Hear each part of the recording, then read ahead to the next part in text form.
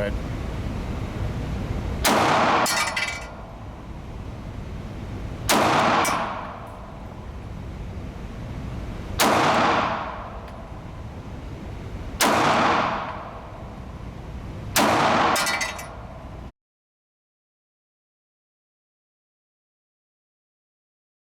Hello everybody, this is Hammer Striker here. Today I've got the full review on the Canik METE MC9, which is their newest entry into the micro-compact high-capacity market. Please don't forget to check out our website. Go to our affiliates page. You'll find discount codes for things like Manta sacks and core belts. Link to that cool little bore light that we use for lighting up the barrels. Use those links. It will often save you money, never will cost you any additional money, and helps the channel. Thank you. Coming in at a MSRP of $449, this has got a lot of potential. And it's really got some nice design features and a lot of capabilities that you're looking for in this micro-compact territory. It's got a 3-slot Picatinny rail. It has replaceable backstraps, so it comes with one on the pistol and 2 more that you can replace it with. It has an ambi slide stop slide release that's extended, real easy to get a hold of, but fairly flush to the gun so it doesn't get in your way. And the magazine catch is not ambi, but it can be easily reversed without any additional parts that you have to buy. It's got some serrations on the front of the trigger guard. It's got a little bit of an additional cutout and open loop to make room for a glove if you're wearing a glove. It has the inertial toggle, which on this one happens to be red. This is the factory trigger. The trigger is polymer, and it's got some serrations and a little bit of curvature to the trigger. It's a comfortable trigger to operate. And as you can see, it's actually a short, light trigger. I'm actually going to fully demonstrate the trigger. It's got a nice texture on it. The texture carries around all the way onto the back strap. So the ergonomics on this are really good. It does have, if I cycle it, a cocked striker indicator. You can see it's red, and you can, if you reach in there, you can feel it. As you brush across it, you can feel it sticking out. And when you fire it, it goes away, and then you just have a smooth well. So whether you're looking down at the gun, or of course if you got it up in front of you, or whether you're thumbing it while it's in the holster to see if it's cocked, that's available to you. Loaded chamber indicator here on the top that will lift up when there's a round in the chamber. And since I've got it turned up this way, kind of the obvious, it's Optics Ready. So you can remove this plate and you can install the optic of your choice. Got a couple nice features when it comes to that. Number one, it comes with a toolkit of all the little screws and everything else. And it also, in the manual, has a list of optics that are known to work with it. That isn't every optic that's ever going to work with it, but it's the ones that, as of the printing of the manual, is known to work with it. And that's better than a few other guns that I've had lately where you had to guess, or even in the manufacturer's video, they had one out there on the gun and didn't identify what it was or how to install it. So they've actually gone to quite a bit of an effort to make the Optics Ready part of this easy to do. This little thing, kind of looks like a little mini ankle gun. This is actually the toolkit. Slide this off and there's the screws and other parts that you need for installing optics. And the muzzle end of it is actually a driver. So there's bits in here that you use, and those bits will work on the various screws on the gun. And it also includes a punch for replacing the backstrap. So you punch out this pin right here with it, and backstrap comes off, and then you put the new backstrap on and punch the pin back in. I did find that this did work. With just my hands, I was able to push the pin out, change the backstrap, put the pin back in. The one thing that I did find is because the pin's going into plastic, it's going into polymer, it kind of sticks and moves, sticks and moves, sticks and moves. With the punch by hand, it was a little hard to center the pin, to actually not go too far in either direction. So I would say that putting the pin in, it's a little easier to do with a punch and hammer because you can give light taps on the hammer and move it just a little bit at a time. But it did work, and it was included. So it's kind of cool they include those things. The other thing they include with the gun that is really nice is a truly usable inside the waistband Kydex holster. And this comes with it and fits perfectly if you put the gun in it the correct way. And it is designed to allow for an optic and not hit. A lot of guns I've seen come with holsters, but they are really truly not usable. They're more decoration or talk. This one actually is the type of inside the waistband holster that you would buy. Double hook, so it'll pull flush to your body. And I like that it comes with it because, especially when you have a new gun out, sometimes it takes the aftermarket holsters and stuff like that time to catch up. Now with this gun, you're ready to go right out of the gate. Other than the screws, everything on this is polymer, even the hooks. So you're going to have kind of a very light holster.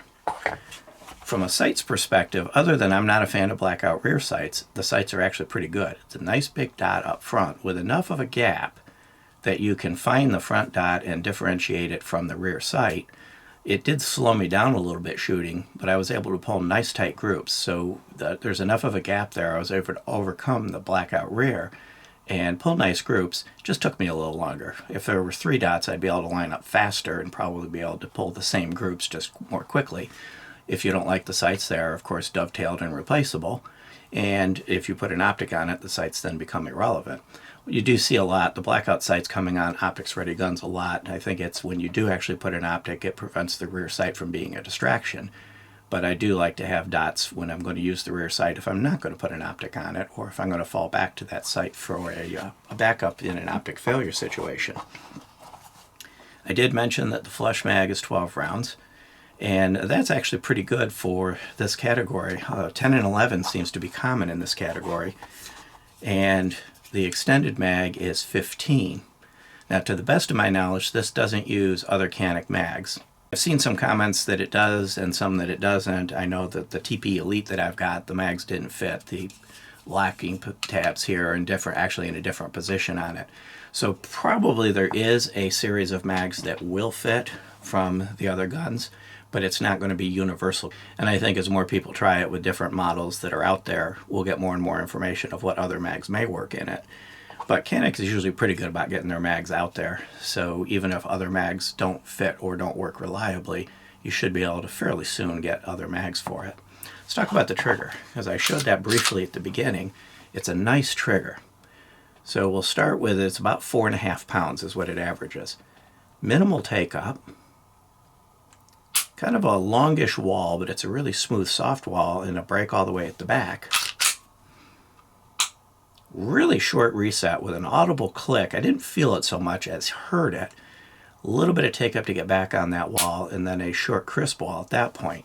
So the interesting part is the wall itself, once you get past that initial take up. So here's the take up till I get resistance. There's the additional take up, or the beginning of the wall, till I hit the actual break at the back, and then it's a really crisp break at the back. That reset is nice. A little bit of take up and then the break. So overall I would say this has a very good trigger, and that additional, if I cycle it again, that light take up and then that additional take up kind of disappeared at the range. I didn't really notice that. So overall I would say this trigger does a good job of helping you shoot this well. And I was actually able to pull quite nice groups with this. Let's talk about the dimensions briefly. So it's 6.1 front to back, it's 4.52 tall, and it's 1.12 thick. It looks thicker than that, but it's 1.12 thick.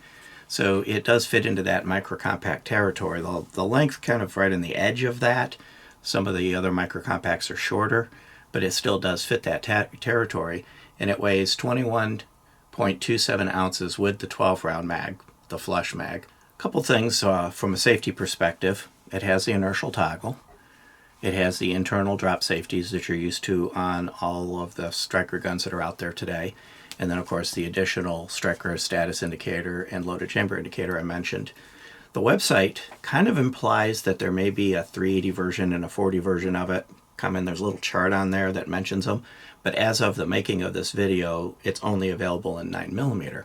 So I'm going to put it down. I'm going to get a couple of its competitors in the same category and just do a brief size comparison side by side. We'll do other full comparisons to others out there. So I'm going to kind of go through this quick. It's not going to be a full comparison, but I'm going to just stand them on their grips. And you can see the Hellcat's a little bit shorter, and it's also a little bit shorter top to bottom, so it's kind of shorter in every dimension. And they're about the same size, thickness. If I move on to the P365 XL by SIG Sauer, this one here is actually bigger in every dimension. You can see it's taller, and then it's actually longer. Now the P365, the regular P365, of course, is going to be smaller and shorter in both directions, but it holds a little bit less. The Mossberg MC2SC, when I stand it on the grips, it's roughly the same size, maybe a hair shorter height-wise, and about the same length. Now this guy here, the Ruger Max 9, is going to beat it in every dimension. It's, if I get it lined up correctly, it's shorter in both directions, height as well as length. And the Taurus, this is a G3C, and this happens to be the Toro edition, so that it is optics ready. If I get it lined up correctly, it's a little bit shorter height-wise and a little bit longer, just not much longer. So that quick, just non-scientific comparison just kind of demonstrates that this is in that size category of everything else, close enough as to make it competitive in that segment. Now let's go into Takedown and look at the internals. So the Takedown in this starts like most of them. You clear it, pull the trigger to release the sear, pull it back just a hair, pull down these two tabs and go forward, except unlike most of them that are out there now where you go straight off, you actually come forward to a point and it just kind of separates. Kind of like the FN57. It's an easy takedown, it's a toolless takedown, and other than being different, there's nothing wrong with that. It was very easy to do. I've got the frame here, and you'll see that the front and rear rails are nice, robust, solid pieces. So this locking block is all one piece, and it's really solid. And then when you look at the fire control group, it's almost like a little mini chassis in here. Really solid and robust with the rails and the fire control group. So this does internally appear to be a well-constructed gun. Even the trigger bar is kind of thick and solid, and you've got the protrusions for both the disconnector and the drop safety. This is designed to be drop safe. So it's well constructed. And Caniks tend to be. They tend to be very good guns. Captive recoil spring. Set the barrel aside for just a moment. We'll talk about the slide. The slide is clean and well machined. There is the plunger for the drop safety, the sear on the striker side of the sear, and it is a striker fired gun as previously mentioned. And you can see that little protrusion on the back that's just behind the sear block and my thumb, and that's what will stick through this hole at the back to show you that the striker is in a cocked status. Other than that, everything is clean and well machined in here. It's just a well done gun. Move to the barrel, and you can see it's well machined, nice sharp clean rifling, no chatter or tool marks.